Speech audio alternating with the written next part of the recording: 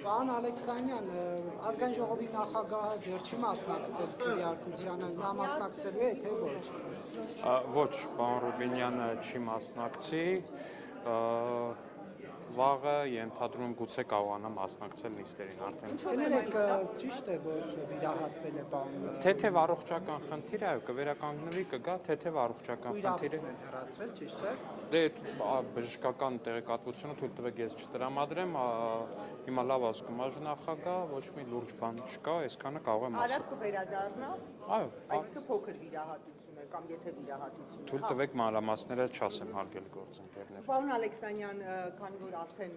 ընտրություններն են եւ խմբակցության ղեկավարը քաղաքացիական պայմանագրի հայտարարել է, որ դուք որոշումը կկայացնեք 12 տեխնացությունների քննարկումից հետո, արդյոք ունեք որոշում մասնավորապես 4 ընդդիմադիր տեխնացուների Թե մեր որոշումը եւ թե դրա մոտիվացիոն մասը կներկայացնենք ընտրություններից հետո։ Հետո մինչև հաշվարկը, թե հաշվարկից հետո կներկայացնենք մեր մոտեցումները առհասարակ։ Պարոն Ալեքսանյան, կներեք, դուք Որտեւ ես կներեք ավարտեմ, պարոն Կիակոսյան, որտեւ ես գիտեմ, որ կա քաղաքացիների մի ստվար զանգված, որ մեզնից խնդրում է չընտրել ընդդիմադիր տեխնացուներին եւ կա ընդդիմադիր քաղաքացիների մի հստակատված, որը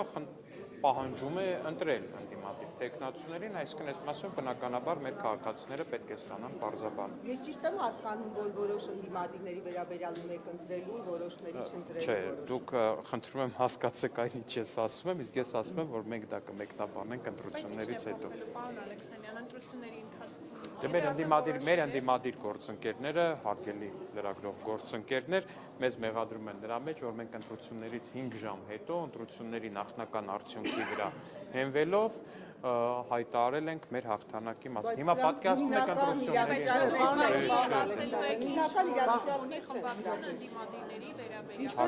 հարգելի ասեցիք, որ ապահովել է քաղաքական որոշում։ Այո, դա այլ քաղաքական իրավիճակ է, սա այլ քաղաքական իրավիճակ է, պարոն Կիրակոսյան, եւ մենք կներկայացնենք դա ընտրություններից հետո։ Պարոն Ալեքսանյան, երեկովա միջադեպից հետո Դավիթ Ղազինյանի վերաբերյալ դուք փոշմանել եք, որ պետական պահպանության ծառայողների ներսեք։ Կներեք, այդ ինձ թվում է մենք այդ հարցին անդրադարձանք դահլիճում, թե ես, թե պարոն Ղազինյան, հիմա չեմ ուզում լրացուցիչ այս հարցին էլի այս հարցը դնենք վերցնենք, կներեք այս արտահայտության համար, ամեն ինչ հարթված է, ինձ թվում է ամեն ինչ եղել է ուղիղ եթերում, կարող եք հետևություններ դանել։ Պարոն Ալեքսանյան, քանի որ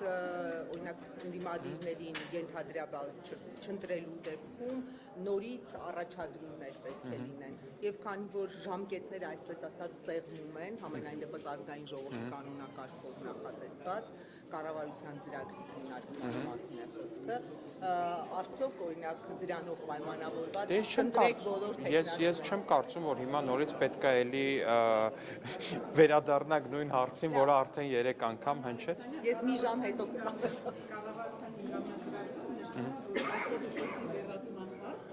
Եվ որակարգ է վերվելու հապանի որքանով է այս հարցը իշխանության համար կարևոր, որ ընդգծված է կառավարության։ Հարգելի գործընկերներ, դա նաև մեր նախընտրական ծրագրում է եղել եւ քաղաքացիները դրա մասին իմացել են, մեր ընդդիմադիր գործընկերները դրա շուրջ իրենց քաղաքական խոսույթն են ձևավորել, այսինքն ընդդիմանալով դրան եւ քաղաքացիները քաղաքացիական պայմանագիր կուսակցությանը տվել են մեծամասնություն խորհրդարանում նաեւ դա իրագործելու համար։ Պարոն Ալեքսանյան, ներողություն, ծրագրից մեկ մեջ բերում անեմ, ծրագրում նշվում է, որ եկեղեցու բարենորակման անհրաժեշտությունը ներկայացում է որպես հոգևոր անվտանգության ապահովման եւ արտաքին ուժերի կողմից հայաստանյան առաքելական Սուրբ եկեղեցին հիբրիդային պայքարի հենակետ դարձնելու փորձերը բացառելու մասին է խոսվում։ Կխնդրեմ ասել արտաքին ուժերը ովքեր են եւ ովքեր են փորձում մեր հայ առաքելական Սուրբ եկեղեցին հիբրիդային պայքարի հենակետ դարձնել։ Կոնկրետ անուններ կարող եք ասել։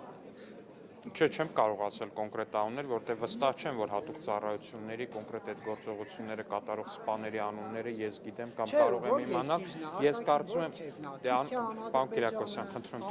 խնդրում եմ թողեք ավարտեմ։ Ինձ թվում է մեր քաղաքացիները շատ լավ գիտեն, որ երկրի կամ երկրների մասին է խոսքը։ Դե շատ լավ։ Ասեք էլի, ես էլ եմ Ովքեր որ գիտեն, ովքեր որ չգիտեն, ոչինչ կարծում եմ։ Քաղաքացիների նկատմամբ մերին իմանա, Սոնան իմանա, ես չիմանամ օրինակ։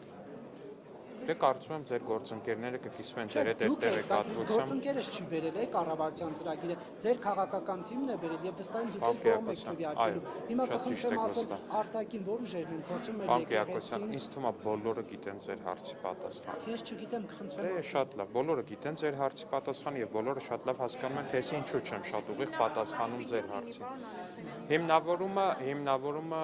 Եզրած Սրբազանի KGB-ի տոմսն է, հավաքագրման կներեք։ Դա միայն, դա է հիմքում միայն այսպեսի Չէ, ձևակերպ։ դա ամենափաստական հիմնավորումներից մեկն է։ Մնացածը կարող եք ուղղակի հետևել այդ մարդկանց Կներեք, գործունեությանը։ ամենայն հայց կաթողիկոսի վերաբերյալ նման տեղեկություններ հստակ իշխանությունն ունի, թե չէ, որ նման աղմկարույց ձևակերպում է արել կառավարության հնգամյա ծրագրի մեջ։ Ես կարծում եմ ձեր նշած անձի նույն ինքը Կտրիշ Ներսյանի գործողությունները տեսնելով կարելի է հստակ հանգել են եզրակացությանը, որ դա առավել քան ճշմարիտ է։ Եվ ապացույցները ի՞նչն են։ Այն որ ինքը չի ուզում Փաշինյանը լինել իշխանության, ձեր քաղաքական թիմին չի սիրում, դա է միայն հիմքում։ Չէ, միայն դա չի ակնկալում։ Կխնդրեմ հիմքերներ։ Մնացածը ինձ թվում է առաջիկայում կներկայացնենք եւ շատ ավելի Ծրագրի մանրամասն։ ժամանակ կներկայացնի պարոն վարչապետը։ Չեմ կասկածում, որ դրա մասին հարցեր կհնչեն վարչապետին ընդդիմադիր գործընկերների կողմից եւ վստահ եմ, որ այդ հարցերը կստանան շատ սպառիչ պատասխաններ։